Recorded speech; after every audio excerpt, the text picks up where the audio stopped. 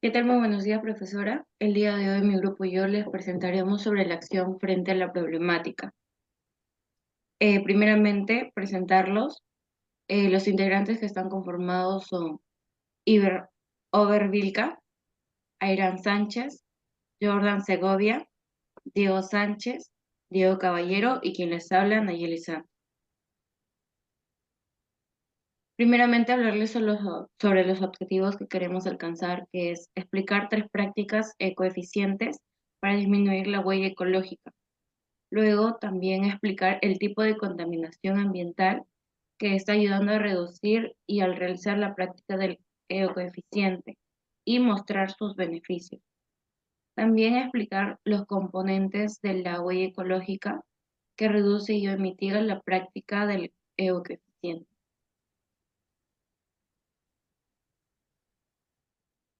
Bien, ahora les voy a mencionar sobre la huella ecológica de cada uno de mis compañeros. Para Obervilca se necesita 5 tierras para poder sobrevivir. Para Jordan Segovia necesitamos 3,5 tierras para poder sobrevivir.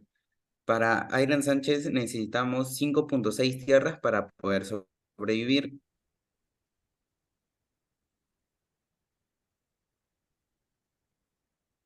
Continuamos. Para Nayeli Santos necesitamos 3,9 tierras para poder sobrevivir. Para Diego Sánchez necesitamos 1,2 tierras para poder sobrevivir. Y para Diego Caballero necesitamos 4,6 tierras para poder sobrevivir.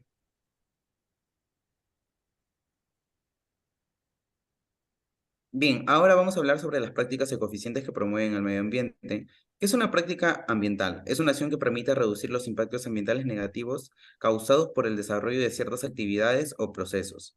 A continuación les voy a mostrar 6 prácticas ambientales. 1. Eficiencia energética. Consiste en utilizar de manera más eficiente la energía, reduciendo el consumo y las emisiones de gases de efecto invernadero. Esto se puede lograr mediante la adopción de tecnologías más eficientes, como la iluminación LED y los electrodomésticos de bajo consumo energético. 2. Uso de energías renovables. Fomentar el uso de fuentes de energías renovables como la solar, eólica, hidroeléctrica y biomasa reduce la dependencia de los combustibles fósiles y disminuye las emisiones de gases contaminantes. 3. Gestión eficiente de los recursos naturales. Implica utilizar de manera responsable los recursos naturales, como el agua y las materias. Esto puede lograrse a través de la implementación de sistemas de reciclaje y reutilización. 4. Diseño sostenible. Promover el diseño de productos y edificios que tengan en cuenta su ciclo de vida completo, desde la extracción de las materias hasta su disposición final. Esto implica utilizar materias ecoamigables, minimizar el consumo de recursos de la producción. Movilidad sostenible. Fomentar el uso de transporte público, bicicletas o caminar en un lugar del uso de vehículos particulares. Además, impulsar el uso de vehículos eléctricos o híbridos. 6. Agricultura sostenible.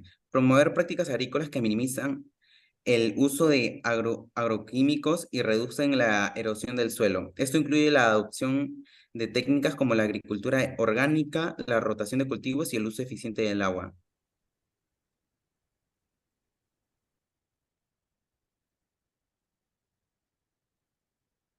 Bueno, yo les voy a explicar sobre los tipos de contaminación ambiental. Contaminación atmosférica. Es uno de los tipos de contaminación más famosos. Se produce a causa de la emisión de sustancias químicas o la atmósfera que afectan directamente a la calidad del aire. Contaminación hídrica. Afecta a ríos, fuentes de aguas subterráneas, lagos, mares. Y cuando se liberan residuos contaminantes, también afectan. Este tipo de contaminación ambiental afecta directamente a las especies animales, vegetales o también al ser humano.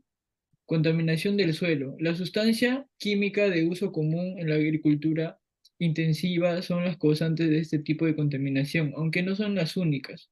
Las baterías, pilas y verteros también liberan sustancias nocivas que filtran en el suelo. Contaminación acústica. La contaminación acústica se produce en cualquier lado donde haya ruido excesivo, ya sea en proporción, frecuencia, tono, volumen o ritmo. Además de ser muy molesto, puede provocarnos estrés, trastorno del sueño, pérdida de audición o incluso afectarnos cardiovascularmente. Contaminación lumínica. Se produce especialmente en las ciudades durante la noche y hace referencia a la iluminación artificial excesiva. En algunas poblaciones, también de manera acústica, este tipo de contaminación ambiental no compromete la supervivencia de los seres humanos. Contaminación visual es todo aquello que altera visualmente el paisaje natural. Hace referencia a todos los elementos que no son naturales y que nos envían estímulos visuales. Pueden ser vallas publicitarias, torres eléctricas o minas a cielo abierto. Contaminación térmica. El aumento de la temperatura con el calentamiento global afecta a los polos y los glaciares. Se calcula que la Antártida se ha multiplicado su deshielo por 4 en los últimos 25 años, lo que está provocando consecuencias muy negativas.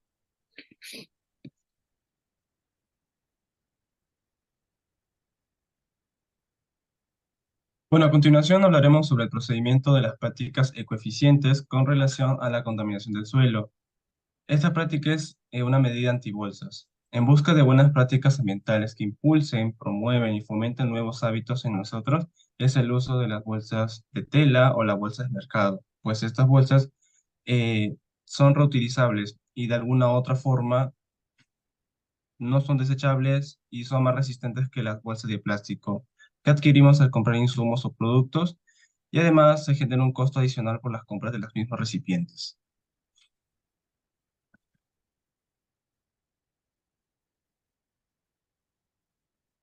En este punto es muy importante que nosotros aprendamos a clasificar nuestros desechos sólidos, tanto lo que es el reciclaje como la separación de los desechos orgánicos para poder usar como abono y beneficiar al suelo y a su y a su procedimiento con respecto a la vegetación y a la biodiversidad. Con respecto al uso de plásticos, es recomendable tener nuestros propios pomos personales y así evitar compras innecesarias con materiales de plástico como son las botellas.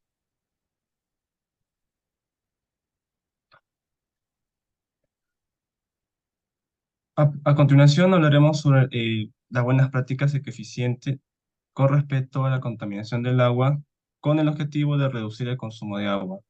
Es muy importante que cuando nos estemos aseando o lavemos utensilios de nuestro hogar, cerrar el grifo. Así reduciremos el consumo de agua.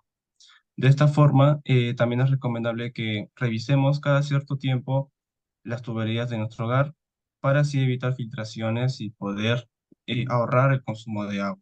¿Quién no tiene una lavadora en su casa?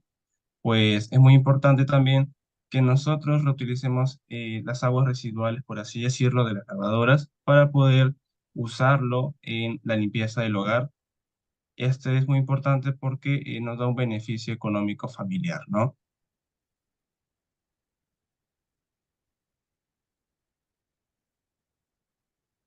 Con respecto a la contaminación del aire, una de las prácticas eficientes sería cambiar los focos tradicionales por los focos LED, pues estos son de color agradable y más eficientes.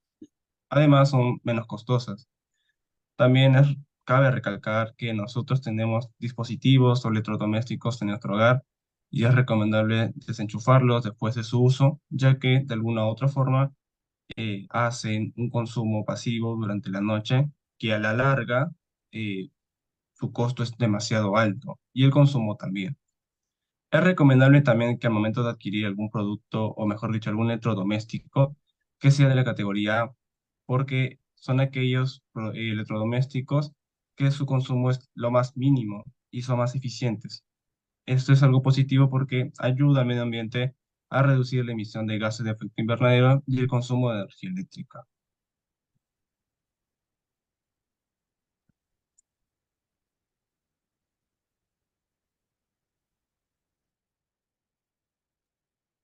Sí, bueno, para la práctica ecoeficiente de la que le voy a hablar es el uso de energías renovables en lugar de combustibles fósiles.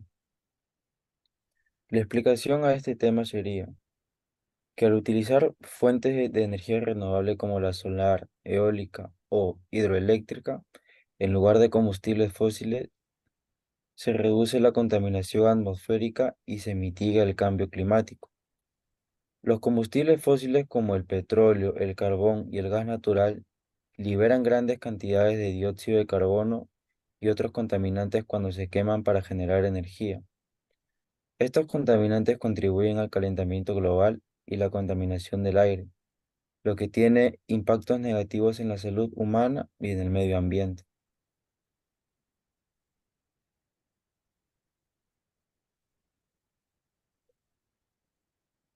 Los componentes de esta huella ecológica que se reducen o mitigan son la huella de carbono y la contaminación del aire.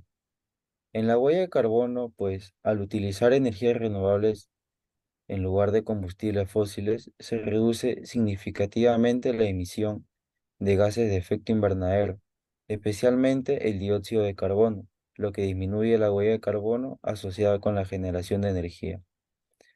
Y en la contaminación del aire, pues la quema de combustibles fósiles libera contaminantes atmosféricos que contribuyen a la contaminación del aire y problemas respiratorios.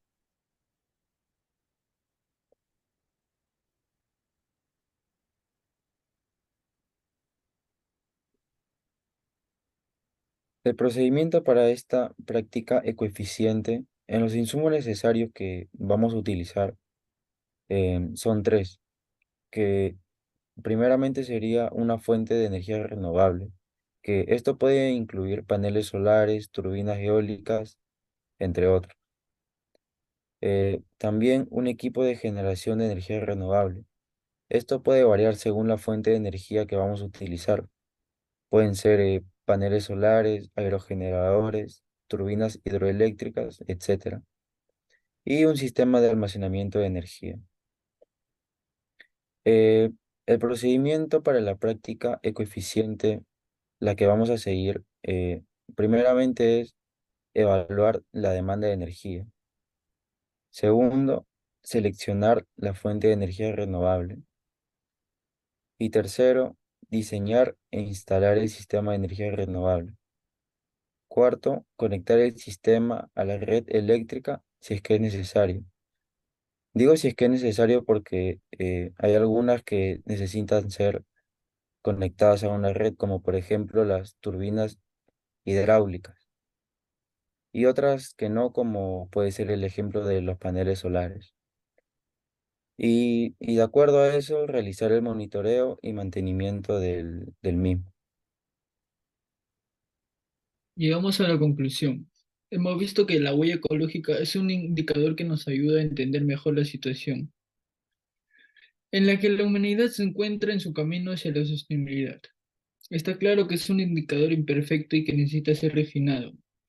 Aún así, las aplicaciones de este tipo de indicadores son amplísimas, ya que podemos ver en qué se está fallando en nuestra sociedad desde el punto de vista ambiental.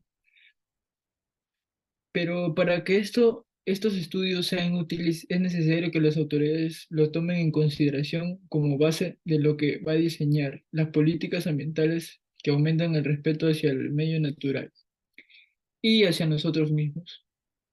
Así que hago un llamado a la reflexión, ¿no? En este contexto es especialmente importante la implicación de las autoridades locales capaces de introducir con más efectividad las medidas necesarias.